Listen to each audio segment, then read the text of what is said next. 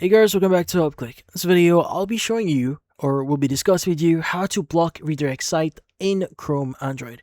But first, check a special offer in the description. So, let's get started. Now, if you want to block redirects in your Chrome browser here in your Android device, well, this one is going to be pretty easy.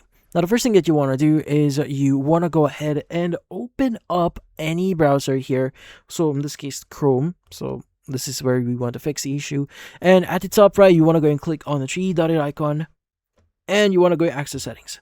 Now, inside settings here, what we need to do is you want to go and scroll down a bit here until you see the option that says site settings.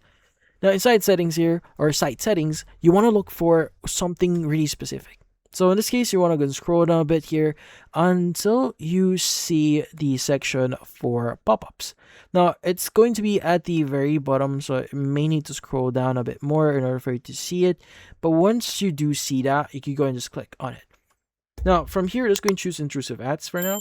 And from here, you want to go ahead and choose the following options. So sites usually show ads so that they can provide content or services free of charge, but some sites are known to known to show intrusive misleading ads. So in this case, you can either choose any site that you visit can show any ad to you, or you can go and choose ads are blocked on sites known to show intrusive misleading ads. And once you go back in here, you should see pop-ups and redirects. Let's go and just click on it. And from here, you could go ahead and choose the following options. So you could go and choose don't allow sites to send pop-ups and use redirects, so that you will not be redirected to certain websites that you don't want to go to.